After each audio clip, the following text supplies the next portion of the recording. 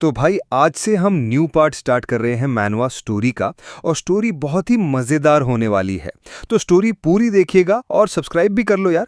1000 subscriber के बहुत करीब हूँ। तो चलो शुरू करते हैं। एक पल में अचानक सब कुछ खत्म हो गया। सारी दुनिया बिखर गई। इमारतें चूर चूर होकर धूल में मिल गईं।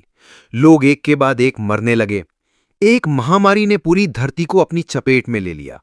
शुरू में किसी को यकीन ही नहीं हुआ। फाइनेंशियल मार्केट्स धड़ाम से गिर गए। दुनिया भर में डर की आग तेजी से फैल गई। हर तरफ खबरें फैलने लगीं। ये था इंसानियत का अंत। जंग छिड़ गई। देशों ने एक दूसरे को धोखा दिया।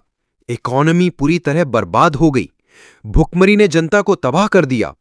इस कमी के बीच हाहाकार और बढ़ गया। यहां तक कि एक सिंगल पैकेट ऑफ रेमन की कीमत लाखों में पहुंच गई। भीड़ सड़कों पर उमड़ पड़ी। लोग गिड़गिड़ाने लगे, दंगे करने लगे। यह था एक ऐसा एपोकैलिप्स जिसकी कोई कल्पना भी नहीं कर सकता था। लेकिन इंसान इसके लिए जिम्मेदार नहीं था। अचानक पौराणिक राक्षसों ने धरती पर हमला कर दिया और यही था इंसानियत का अंत। जैसे कोई पुरानी कहानी हो। इन राक्षसों के आते ही लोगों में असाधारण शक्तियां जागने लगी। वो सुपर ह्यूमंस में बदलने लगे। डिजिटल अलर्ट्स दिखने लगे जो इन राक्षसों से लड़ने के लिए रिसोर्सेज प्रोवाइड करते थे। पहली नजर में यह सीन कुछ जाना पहचाना सा लगता था।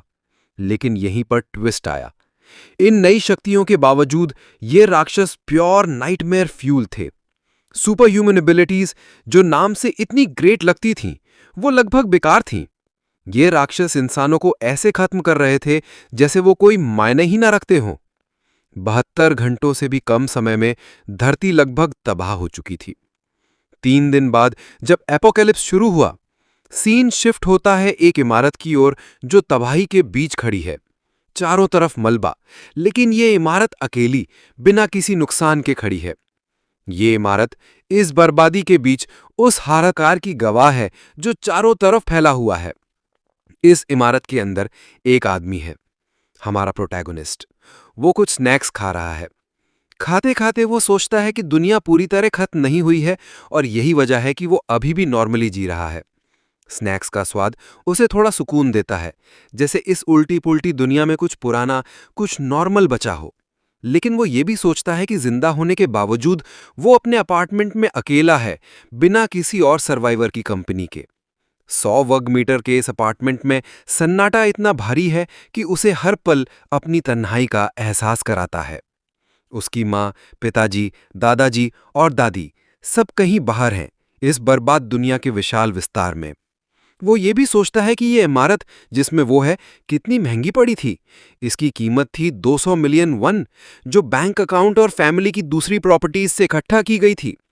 इस रिफ्यूज को हासिल करने के लिए की गई कुर्बानियों की यादें उसके दिमाग पर भारी पड़ती हैं।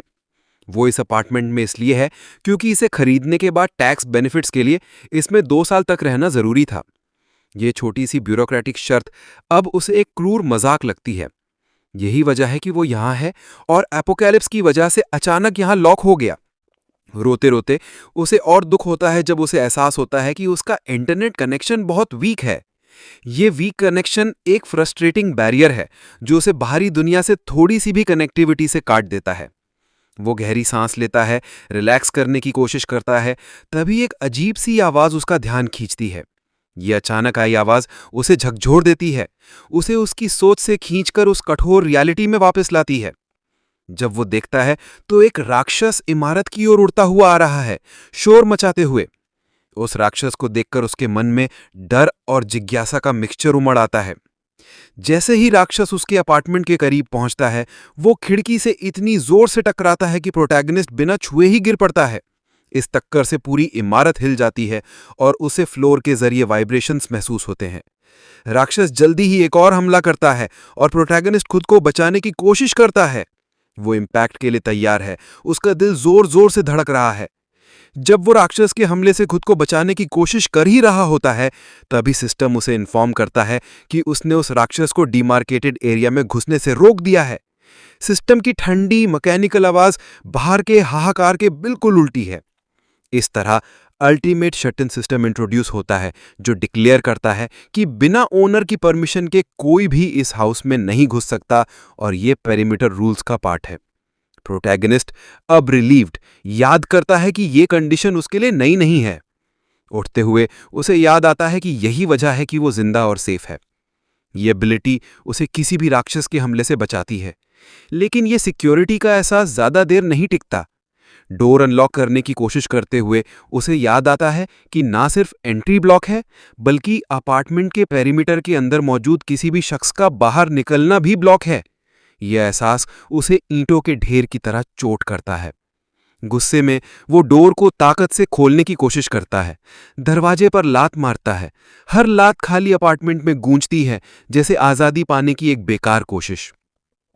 इस तीसरे दिन जब दुनिया तबाही की ओर बढ़ रही है, वो इस एबिलिटी के लिए शुक्रगुजार है जो उसे प्रोटेक्ट कर रही है, लेकिन साथ ही उसे इस बात का दुख भी है कि वो पूरी तरह अपने अपार्टमेंट में फंस गया है। कुछ देर बाद सिस्टम विंडो को देखते हुए बैठा वो इस फंसे होने की कंडीशन पर सोचता रहता है। स्क्रीन की ठंडी चमक उसका एक लौता साथी है। गुस्से में वो फिर से अपनी हालत पर अफसोस जताता है।